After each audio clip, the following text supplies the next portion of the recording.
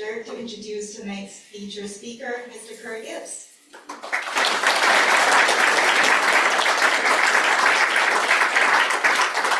Kurt Gibbs has been an executive in residence at USF since 2022.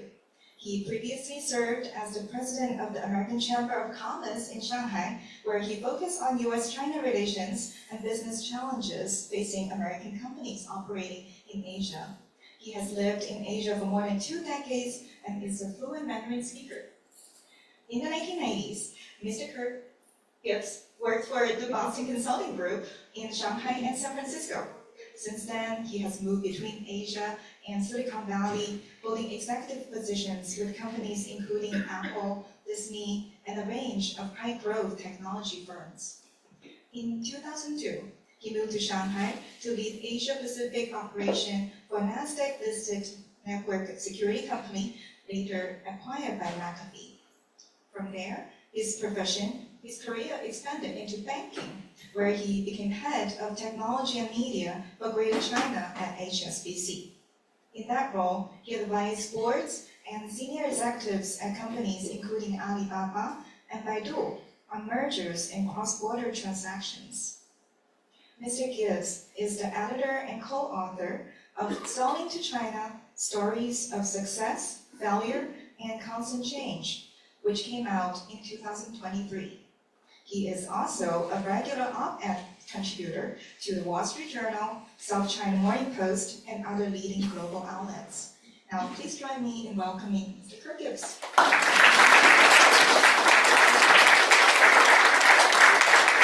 Thank you very much, and thank you, Professor Menkes, and special thanks for that generous introduction. I actually wrote it, but I didn't edit it, so I need to shorten it a bit, but thank you for that. I also want to thank University of San Francisco for all the support that they've given me for my work and for this book in particular. I also want to give a quick shout out to Professor Yang, who's the founder of CBSI, which is now part of the Center for Asia Pacific Studies, which Professor Menkes is the head of. Now, also thank you to Sandra Pan in 1990, as well as the Hong Kong Business Association, which is represented by Brian. And Brian, you want to throw a hand up? Thank you, Brian. Thank you, Brian, for supporting us as well. But also, I thank you all for being here. I see a lot of familiar faces. It's really great to be among friends and among family, many of whom actually played a very important role in the development of this book. It's always dangerous to start naming names, because I know I'm going to leave somebody out, but one person I really do need to mention a name. But Stuart Rausch is actually a professional writer, and he generously read and edited the entire book before I even started talking to publishers. So I really do appreciate Stu Rausch. You want to throw up a hand? Thank you, Stu. But most of all, I want to thank my mother for being here. So my mom,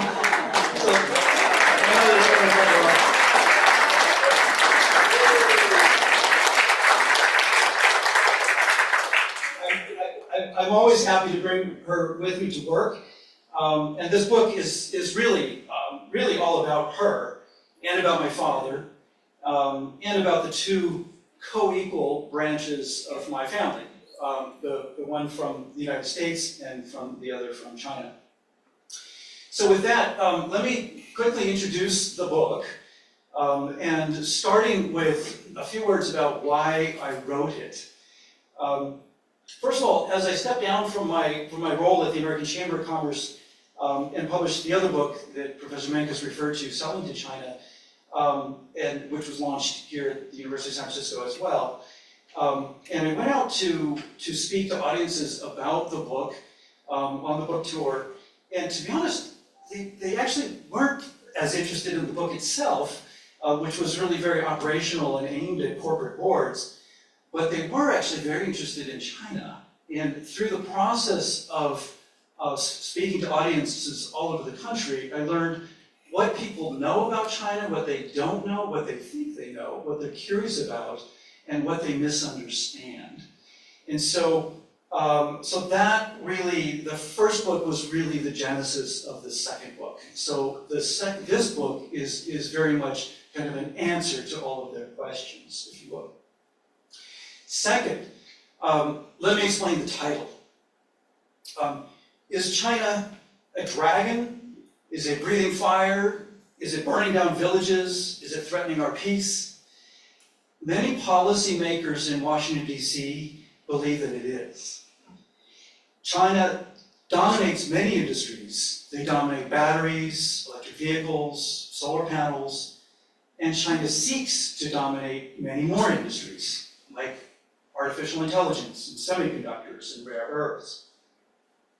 Or, if China is not a powerful dragon that we need to be afraid of, is it so fragile that it is on the verge of collapse? Again, some people think so. Mike Pompeo, who was the Secretary of State during the first Trump administration, seemed to believe that China was unstable and that the slightest spark could cause the Chinese people to rise up against their authoritarian communist government. So I wrote this book to explain that neither of these extreme views about China is correct.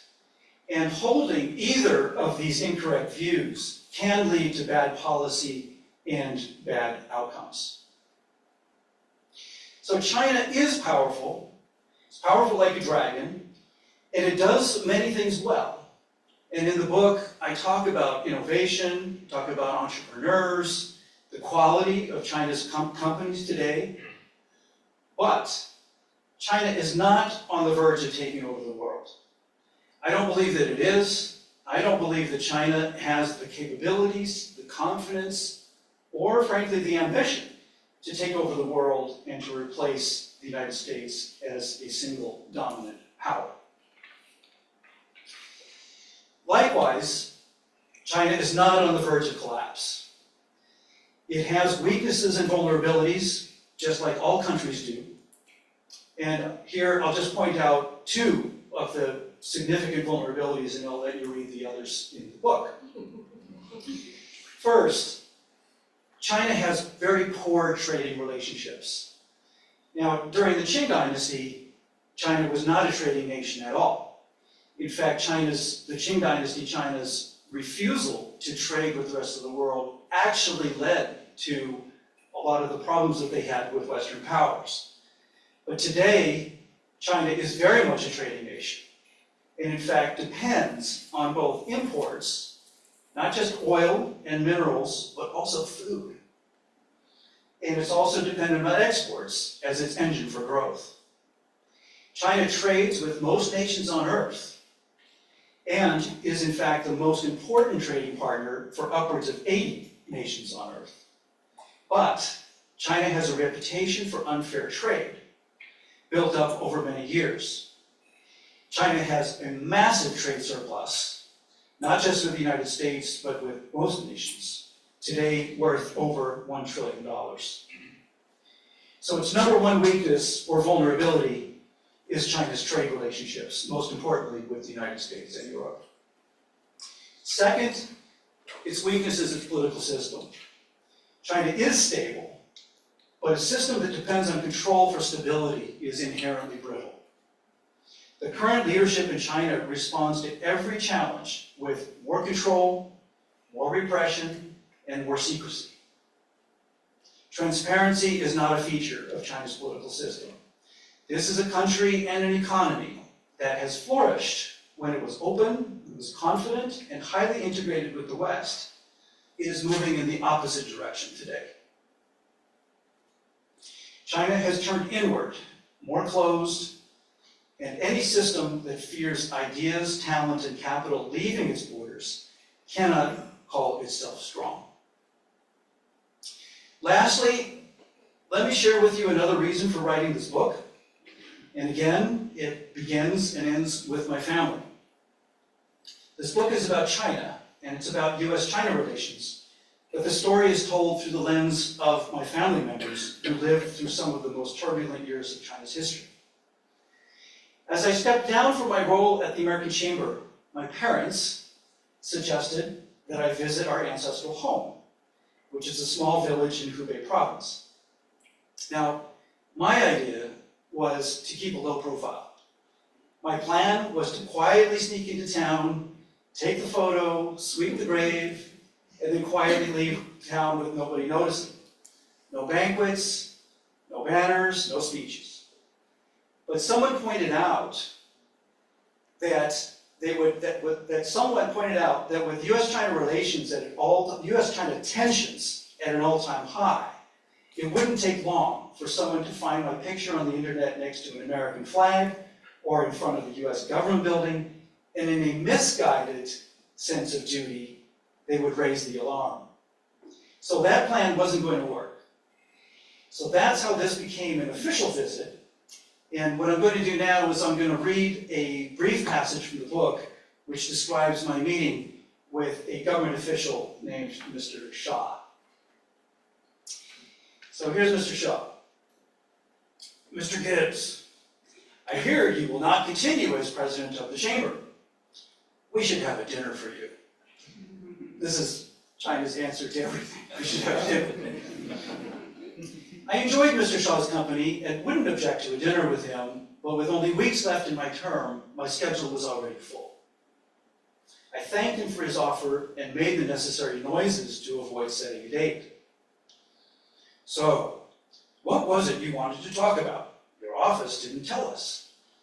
Mr. Shah made a face, pretending to be hurt and slightly confused. Chinese government officials avoid taking meetings without knowing exactly what's on the agenda and what will be said. Surprises are not welcome in the People's Republic of China. I had not provided much in the way of detail because this was a personal matter and I didn't want my staff getting too deeply involved. But that was all about to change. I explained briefly what my mother had asked me to do, making clear that this was a family obligation, not some pleasure trip to the countryside. I see, said Mr. Shah. I explained. What I need is a letter of introduction so that the local authorities know that I'm on a personal trip for my family, nothing more. This has nothing to do with the U.S. government or the work of the American Chamber. I'm not a spy. The young man sitting at the far end of the table hadn't said a word. He was tapping on his phone and suddenly looked up and said, "Oh, we know exactly who your grandfather was." He said it in a way that I couldn't tell if it was a good thing or a bad thing, and it recalled my grandfather's complicated relationship with the KMT and the CCP, which I covered in part 1 of the book. I waited as the phone was passed around on the other side of the table. Mr. Shah removed his glasses and squinted at the small screen. He frowned as he read the text. Finally, he looked up at me and he said in his solemn voice, "Your grandfather was a very important man. Of course, we will help you, Mr. Gibbs." So that's the end of that story. You can read more about it in the book. The book goes on to describe my trip to the village, the tiny little village of Yingshan, where I was pretty much treated like royalty, which is a characteristic. It's sort of a feature of China. They really go over the top on things like that. So that's the book. I hope you enjoy it. Thank you for listening, and I very much look forward to your questions and comments later. Thanks so much.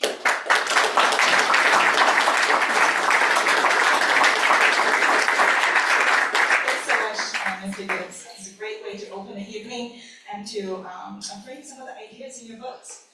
So in the next segment of this program, Mr. Gibbs will be joined in conversation by Ambassador Larry Greenwood.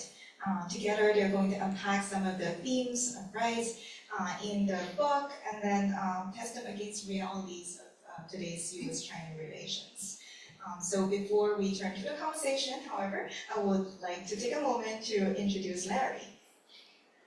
Larry Greenwood is currently chair of Japan Society of Northern California, where he previously served as president from 2016 to 2020. In that role, he had played a leading part in strengthening U.S.-Japan relations and advancing a broader Asia-Pacific dialogue across business, policy, and civil society.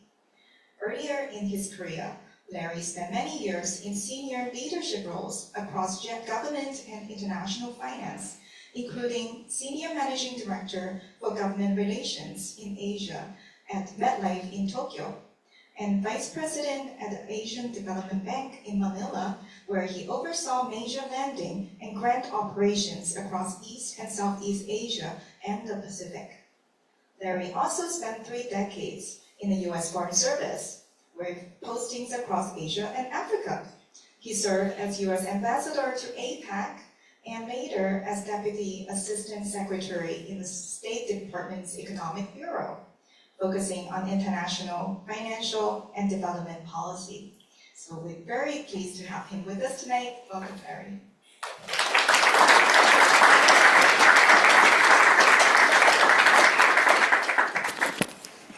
Thank you, Wei. Is that on?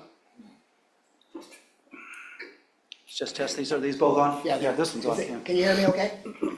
Thank you, Wei, for that introduction. There's one other thing I'll add to the bio, which was already too long, and I apologize for that, which is that in 1970, actually, I did study Chinese and Chinese history and Chinese language. But unfortunately, in those days, Americans were not allowed to go to China.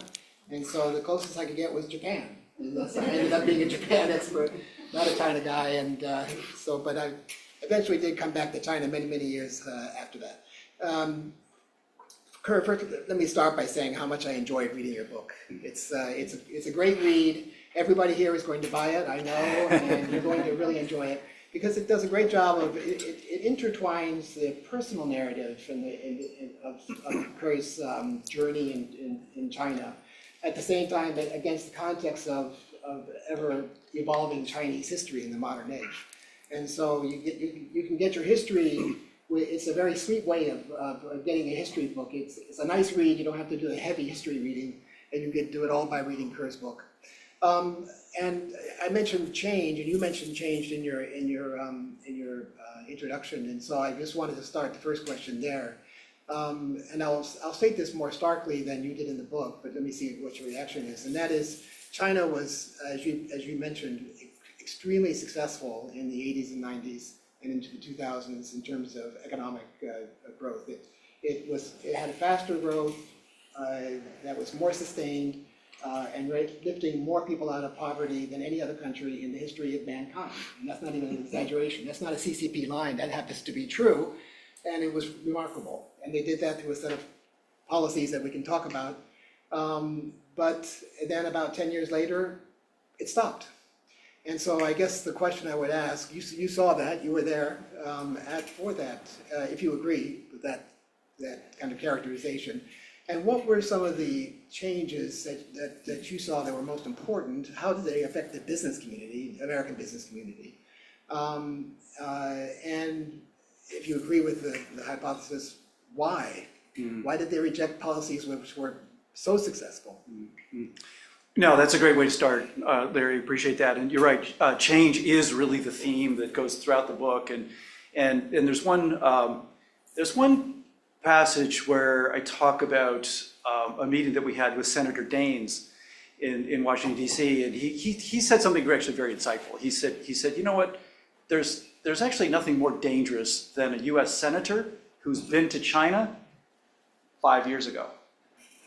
So I thought that was actually very insightful for him to be able to sort of say that. But before we jump into this question, actually, the first what I want to do is congratulate you, Larry, on a successful tenure at the Japan Society. Larry is stepping down from his role as chairman. As chair. As chair, yeah. And that's actually a really important role. You've done great things for the organization. And also, I mean, that was a funny way of talking about the juxtaposition of China and Japan. But Japan is really very much part of this conversation. You know, economically, militarily, geostrategically, no matter what happens in Asia between U.S. and China, Japan is going to have a vote, and so that's actually a really important thing. So thank you for your service. I agree. Yeah, thank you for your service. So the changes, so let's talk about those changes. And you're right to kind of identify kind of the mid-2010s as an inflection point and how China really changed. And you're right, during the earlier periods that you referenced, China really had much more focus on the economic growth and the business growth. And sure enough, I mean, that was a period of incredible foreign investment coming into China, and foreign investment into the tech companies, all of which were doing IPOs in New York, which would further integrate U.S. and China in the capital markets. And the real question is, and yeah, I mean, they've really done a big reversal. So the question really is why, and embedded in the question is why, whose fault is it? Was it the U.S. or China? And I'll offer two observations. One narrative is that this was China's plan all along. In other words, this is a narrative that, frankly, a lot of the China hawks kind of adopt, and they point to Deng Xiaoping and they say, well, Deng Xiaoping's strategy, yes, it was reform and opening up, but Deng Xiaoping also had another saying, which was hide and bide. Hide your capabilities, bide your time. And so that narrative says that basically around 2010, 2012, China woke up in the morning and realized, I'm done. I've arrived. And we don't need this relationship with the West anymore. I would push back on that narrative just because, as I think you've kind of pointed out in your question, it's not working out that well for them. Now, maybe that's okay. Xi Jinping has sort of replaced economic growth with this ideology and this dream, frankly, the China dream of rejuvenation. And so is that going to be really successful for him? Hard to say. But I can tell you for sure that people in China, they don't feel that growth, that exuberance, that the wealth that they felt in the early 2000s, late 90s. The second narrative is putting some more blame on the United States. In other words, are they reacting to pressure from the United States, or is the United States pressure reacting to China's change, right? And here we're sort of talking about, the Obama years, which were kind of, most people sort of look at the Obama years as kind of the last years of true engagement between US and China, and they point to the pivot. So if you recall, President Obama, had this so-called pivot to Asia, and Hillary Clinton was very much the architect of that. And so China, again, was that the pivot ended up being mostly a military pivot to reallocate military assets to the Asia Pacific, and that's what put the two navies into close proximity as China was exerting more and more sovereignty, if you will, aggressively in the South China Sea. And so that put the two militaries in close juxtaposition. So again, whose fault is that? I mean, those two things happened at the same time. So everybody has to kind of make their own decision as to how to allocate blame. Yeah. So that would explain a little bit about how the U.S. and China got kind of crosswise and the tensions that came up, which is probably more to do with on the national security side as opposed to the economic side. It doesn't answer the question, though, and let me ask that question is why, because in a sense that's really kind of a little bit separate from Xi's decision to really reverse course in terms of domestic economic reforms. And certainly this administration doesn't seem to care much about that. I mean, previous administrations cared a little bit more about it, particularly in terms of market access for American companies. But generally, we haven't, that hasn't been an issue, but that is a big issue for China, right? So their economic growth model was significantly changed in that time period that we're talking about. Why? Yeah, it has changed. It has and it hasn't. I mean, it's still basically an export-led growth model. So, and that's what I was referring to earlier, where that's not working out very well. They are really dependent on these trade relationships. And so when you look at the so-called trade war and who's winning, who's losing, China's really taking some hits here and has to repair their trade relationships, and it's proving to be more difficult. I would suggest that a lot of the changes were things that probably had to happen anyway. In other words, some of the changes that Xi Jinping, to give credit where it's due, he kind of ripped the Band-Aid off of the property market. That had to happen anyway. He did have a choice. He could have kind of kicked the can down the road and let that debt continue to pile up. He took the choice to make the hard decision to reverse that. So he did that. Now, he did a few other things which some people are arguing needed to happen. The rich-poor divide and the power that these tech giants had. So three plus years ago, Xi Jinping took a drastic decision to basically put a cap on the tech companies and education companies. He managed to erase almost $1 trillion worth of market cap within weeks, just by his increased regulation of companies like Alibaba, like Didi, Ant Financial, New Oriental. The argument is that these companies were becoming too powerful and creating too much imbalance in the economy, and so that's the argument. Is that Xi Jinping felt, and again, this is the ideology. He is a very ideological leader. He's not the pragmatist that Deng Xiaoping and Hu Jintao and Jiang Zemin were. So this is his ideology, is to level the so-called common prosperity.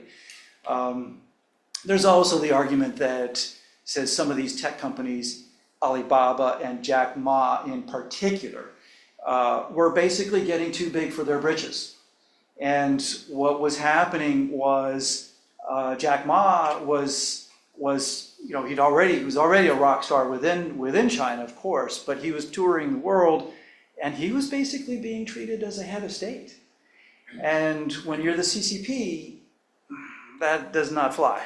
So you have to kind of know your place. And the CCP is famous for that, is disciplining entrepreneurs that sort of step out of line. There's several that famously spent time in jail, basically because they couldn't understand the CCP. So somebody would call them out, invite them for tea, in which they would explain that, look, yes, you're fabulously successful, you're a billionaire. Don't forget, we made you a billionaire. And this is very much the CCP's point of view. How much does the change in the kind of domestic political dynamic, and in particular within the CCP, have to do with that? And I'm referring here specifically to the fact that before the leadership was more collective in nature, and Xi has consolidated a lot of that power in himself. Yeah. And how much of that is at play here? Yeah, I think a lot of that is at play, and this is really interesting. And also, it comes back to your first question, which is, why the shift, and why the hostility to the U.S., right? Why pick fights with the West? Why assert your sovereign claims and these kinds of things? And there's a lot of debate within China. Was Xi Jinping a symptom or a cause, right? And I obviously don't know the answer to that, but one way of looking at it, he actually wasn't chosen because of his strong ideological views. He was actually selected because he did not have strong ideological views. So the CCP actually chose him, they say, largely because they felt that he could be controlled. And so he's really pulled a fast one on all of us. He's really ended up being quite a surprise.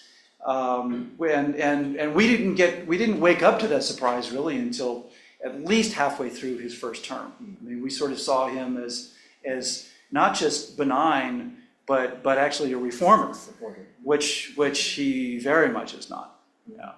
Well, that was my next question is, how has all of this affected the U.S. business community, both as an investor as well as a trader in China?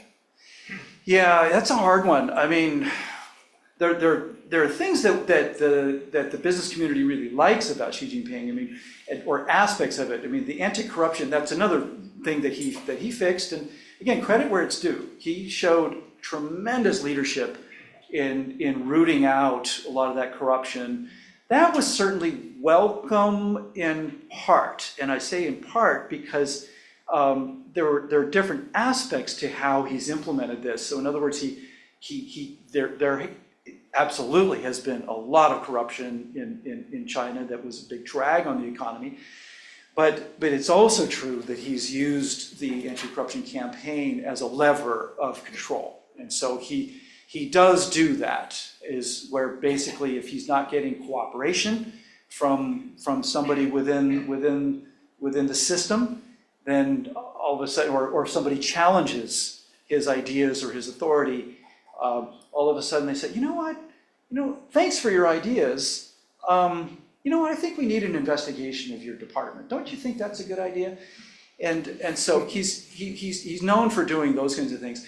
The other reaction that the business community had, I mean, corruption, nobody really likes it, but it actually created a fair bit of paralysis within the business community as well. In other words, government officials suddenly became just paranoid of doing anything that could even be perceived as a favor to one or another business, in which case, because I mean, they play for keeps. I mean, the CCP, they don't mess around. They disappear people or sentence you to death for those kinds of things. And so it's a serious game, and it's a game you do not want to lose. When I was working for MetLife, one of our businesses that I covered was in China, and our joint venture, the head of our joint venture partner, Chinese partner, was arrested and executed. So yes, it's and fortunately nothing to do with MetLife. It's drastic. It happens, yeah, for sure. I did want to go, before going into the U.S.-China relationship, I did one more question kind of domestically, and that is, moving forward, what would be the agents of change? You mentioned Mike Pompeo's view that somehow the Chinese would rise up and overthrow the CCP. It sounds a little familiar, right? Now, so obviously that didn't happen. But there are I mean, there is change, and the government does care what the people think eventually. So, what are the agents of change in China? What would you see looking forward? The kinds of pressures, as you say, it's not going well for China now. How would that pressure then, that bad news, result in any change of policy or possible change? Yeah, that's a tough one, and I don't see a lot of reasons for optimism on the China side in terms of what would is this country going to change in a way that we like. Having said that, it is reactive. I mean, the system, there are examples of times when people, ordinary people in China have expressed, views that the CCP has responded to. They tend to be more tactical rather than strategic. For example, there was one case where the Coca-Cola company was going to acquire a local brand. That local brand was one of the brands under a company called Huiyuan. And the Chinese people kind of said, no, wait a minute, that's our beloved brand, and we don't like the idea that it's going to be acquired by Coca-Cola. And they actually turned it around. There was no real justification on antitrust grounds, really, to do that, but they said no, and Coke said, okay, fine, we won't do it. The other one, COVID, I mean, we'll talk more about COVID, but COVID, they finally reversed course on the zero COVID policy, and I believe it was largely because popular uprising. Having said that, to answer your question directly, what's the agent of change going to be? It's going to be within the CCP. It's not going to be outside the CCP. I think the CCP is so effective and has such a tight grip on the levers of power over there that I can't see that going away. I can see a leader like Xi going away. In other words, and we in the West, we observe China, we sort of see Xi Jinping almost like the Wizard of Oz. He's all powerful. He can do everything. He's chairman of everything. Well, hold on. Two things. One is the CCP actually works pretty hard at that image, at creating that myth, frankly. And the second is he's the extent to which he is all powerful, he's all powerful because the CCP made him all powerful. They gave him that power, they can take it away. And there are things that I would watch very closely the China-Russia relationship, because I've been convinced by my friends who are much closer to Zhong Nanhai and the Chinese leadership than I am. I'm convinced that by them that there's true love between Xi Jinping and Putin, at least in the Xi Jinping direction. Putin, who knows what he loves, but Xi Jinping truly respects Putin.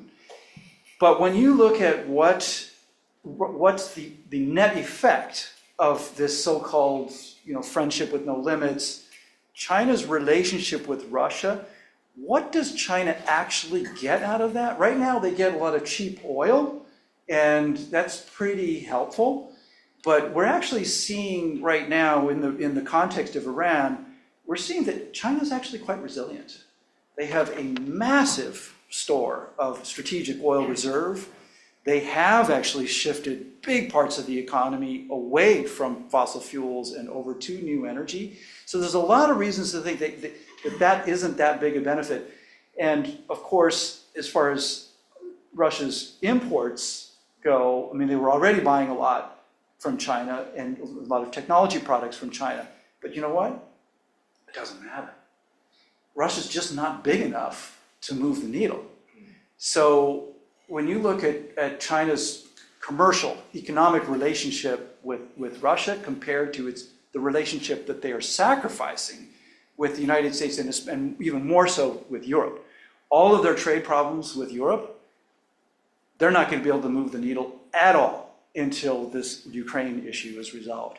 So my point being, this relationship, this friendship with no limits, this might be good for Xi Jinping and Putin. It is not good for China. And so there could come a point that within the CCP they say, you know what, boss, this has been fun, but we need to make a change. Yeah. And so that could happen. And you talk about this a lot in the book, and that is that it's one of the many contradictions in China that you point out between, in this case, ideology and pragmatism. Mm. And the Chinese are famously pragmatic, and they've changed positions before, so they're very good at, I mean, unlike my Japanese friends, the Chinese are very good at pivoting on a dime. Mm. And that can be an advantage and sometimes a disadvantage. Let's talk about the U.S.-China relationship. You've already raised the question, kind of whose fault is it in the finger pointing, which probably is not very useful at the end of the day. Right? That's right. Because where does it get you? But maybe we can start with the trading relationship. The U.S. believes that that China. Well, let's go back to that to the narrative that China was all along going to cheat when they joined WTO. Was not going to be. Wasn't really serious, and we just finally figured it out.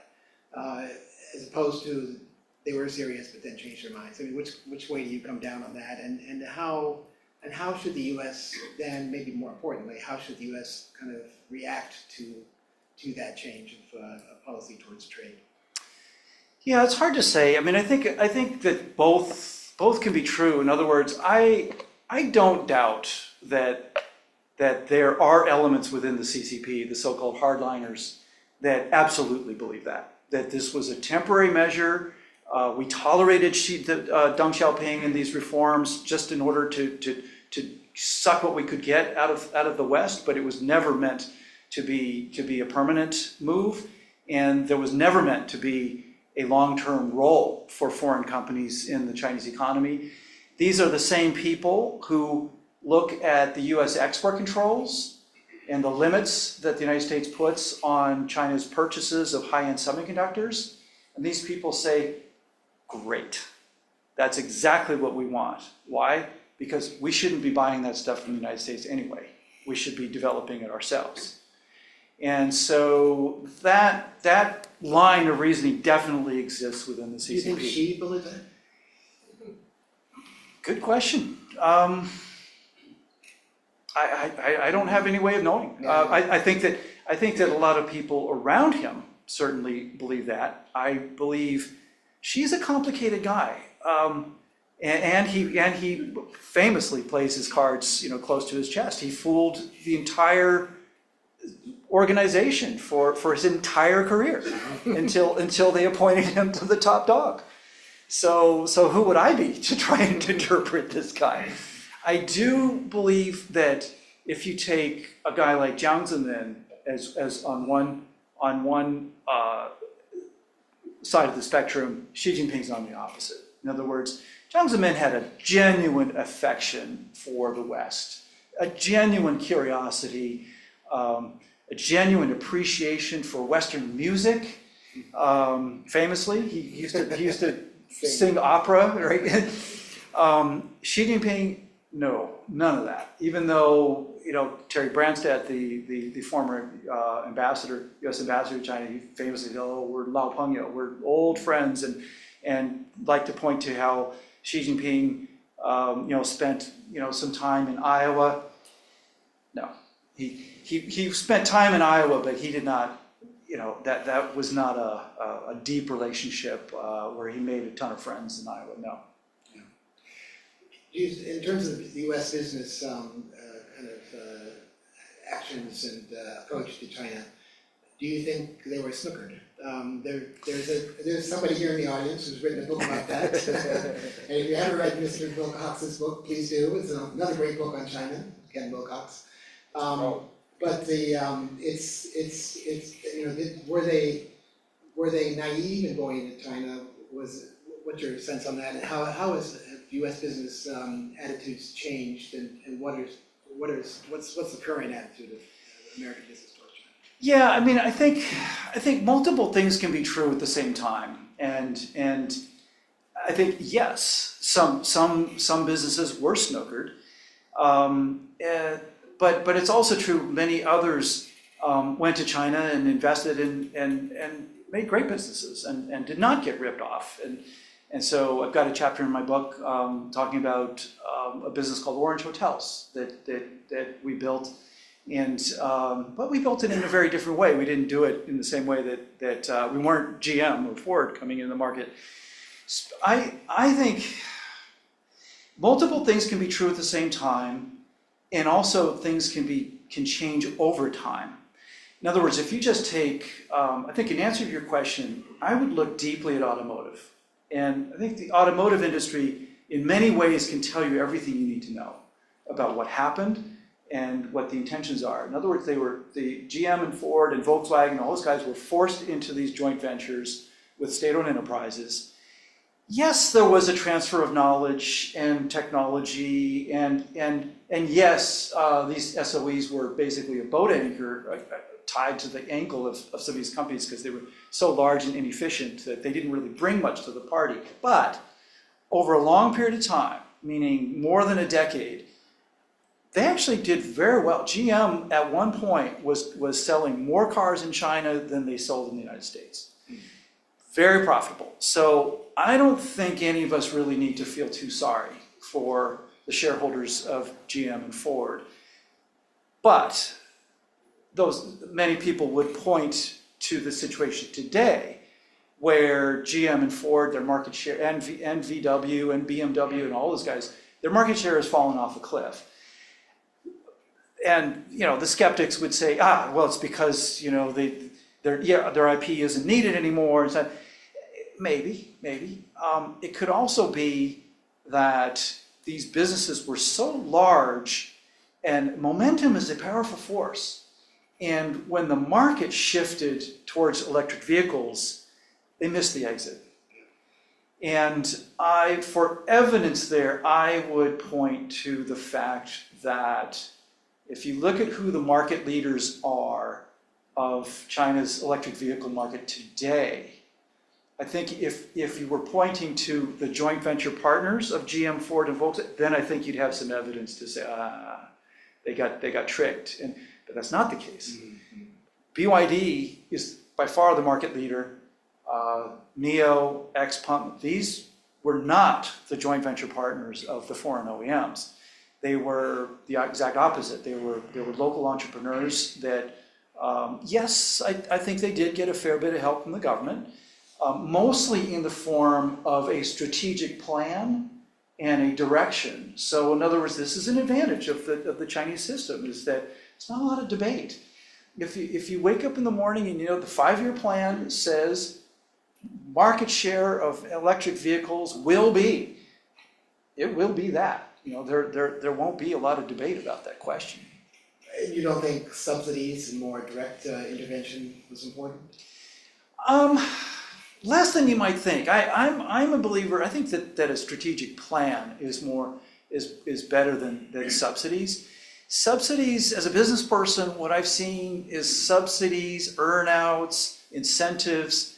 They tend to cause businesses to perform unnatural acts, and they don't necessarily, also not necessarily the seeds of growing a great business.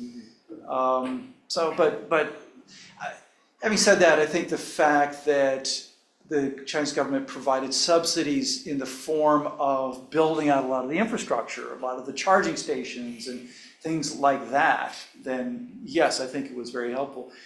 But, the foreign OEMs could have had access to all of that too. But again, they missed the exit. I'm going to be opening this up to questions from you all very soon, so please start thinking about your questions. Just to follow up on that, so how would you advise American trade officials and the president himself in terms of dealing with the trade issues with China? And do you like tariffs?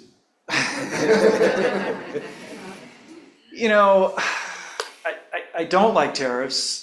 I don't like, because of a lot of things I just said, the subsidies, incentives, it distorts trade. And so no, I'm not a believer. Having said that, I do see the plan. And for those of us who are struggling with kind of understand, what are we doing? Where is Mr. Trump headed? I do recommend another book. There's a book that I don't agree with this book, but Bob Lighthizer, who was the U.S. trade representative under Trump 1.0, he wrote this book called No Trade is Free, and it lays out the blueprint. I don't think I don't believe it, but I do see where he's going. It's not arbitrary, put it that way. So no, I don't think that tariffs are the answer, but I think as long as we're going to try it this way, I think we ought to, let's play it to the end and see if this actually brings manufacturing back to the United States. I don't think it will, but I hope the president is right. What I do think is required is a little different kind of plan. I think both the U.S. and China need to step back and create a plan for how this interaction is supposed to work. How do these economies interoperate? What is the role for each? And kind of lay that out. And I can tell you, China, they're famous for plans. They do have a 5-year plan, which is very helpful, and this is one aspect in which the CCP is actually very transparent. They publish that plan, and foreign businesses in China pay a lot of attention to it, even, or maybe even especially, in times when the plan lays out the idea that, your business, you do not have a future in China. And great, good to know. This is a good time to pivot. You got to pivot to something else. And so that's kind of how that works. I don't think, though, that China has necessarily kind of laid out a plan where it's clear how the U.S. is going to participate in the Chinese economy. And on the U.S. side, for sure, there's no plan. I mean, right now, the current administration is almost proud of the fact that it doesn't have a plan and keeping everybody guessing. On I'm willing to say that Bob Lighthizer plan, it could work. We'll see. But the idea of having no plan, that I know doesn't work. It doesn't work. It feeds fear and uncertainty and suspicion. And so, no, I don't think it's a good idea. So there's going to be maybe a summit coming up in the 14th and 15th of May between President Trump and Chairman Xi. So what do you see? I mean, on the trade side, let's start there. What do you see things coming out? And speaking of a plan, I guess one idea that's being floated in Washington is this national trade board or some kind of trade. It reminds me a little bit of our old strategic dialogue that we had. I was involved in the Bush administration with China. That then became the strategic and economic dialogue. It had different names, but although this one sounds more like managing trade, that they're actually going to fix trade things. I mean, is that something that you think is going to get support in Beijing, or do you see it coming out? Yeah, a couple of things. I'm relatively optimistic on the summit if it happens, as you said, and I think a lot of that depends on Iran. My sense was that the delay for the summit was a good thing, because having an active conflict in Iran, that really is very difficult for the optics, or what the diplomats call atmospherics. Because remember that China is aligned with Iran. And remember, China is also aligned with Venezuela and Cuba. And so this is not good when you have the President of the United States traveling to Beijing and having this state visit with Xi. It does put Xi in a very awkward position where he's implicitly giving approval to what President Trump is at, whereas he does not. I mean, all this is not good for China.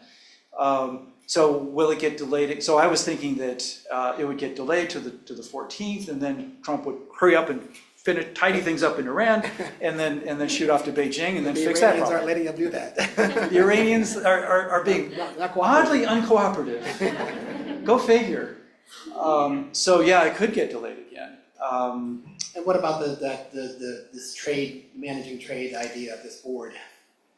I think right now, I think we're going to get a few tactical agreements in Beijing, but I can't see Xi Jinping agreeing to anything really strategic,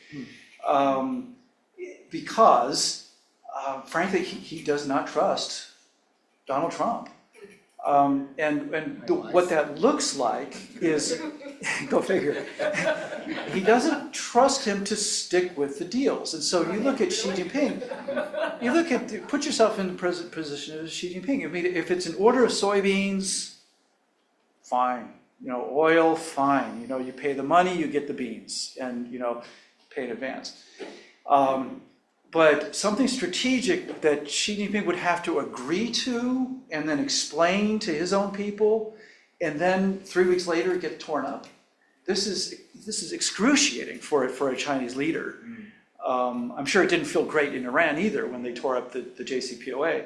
But for Xi Jinping will never put himself in that position, and he's looking at it as any agreement might get torn up by the next president, but it might actually get torn up by this president, and so that's a situation he's not going to put himself in.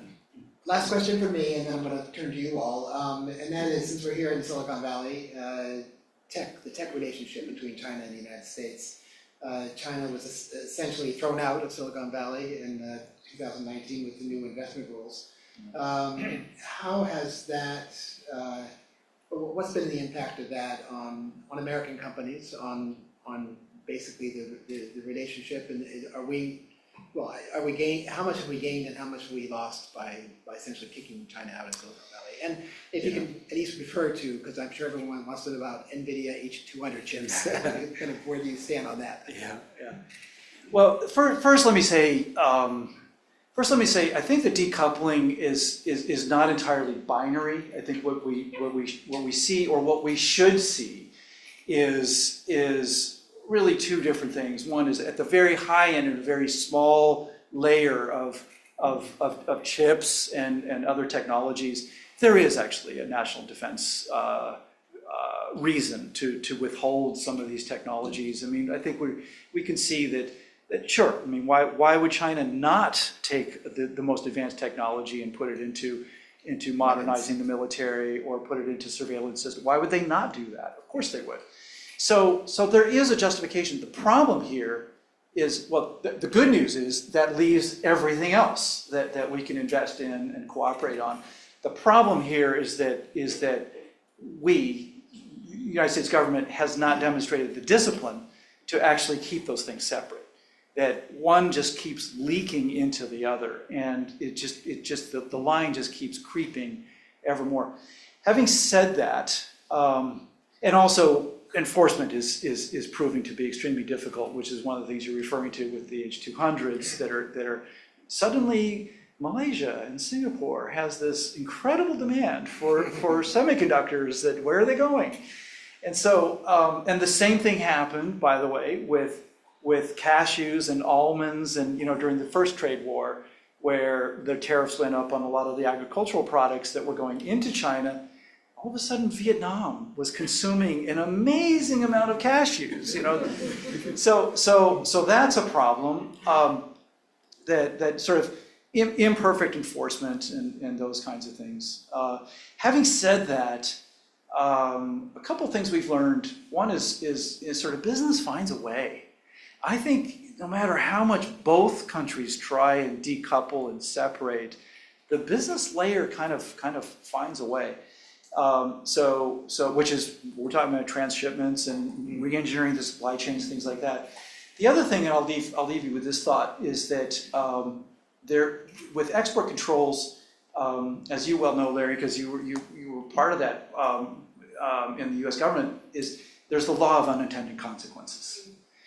Which meaning, if let's just take your GM as an example, and all of a sudden the U.S. government says, your most advanced technology that you're developing in Detroit, you can't use that in China because it's just too dangerous and we won't let you do it. If you're GM, what do? I'll give you a hint. One of the things you do is you take that R&D center, you pick it up out of Detroit, and you move it to Shanghai. Why? There's no export controls out of Shanghai. Now it's China-developed technology. It's not Detroit-developed technology. And now you can take that technology and you can deploy it anywhere you want. And so, Yeah. Law of unintended consequences, and it happens. Yeah, and traditionally, export controls have had very little impact in terms of policy objectives.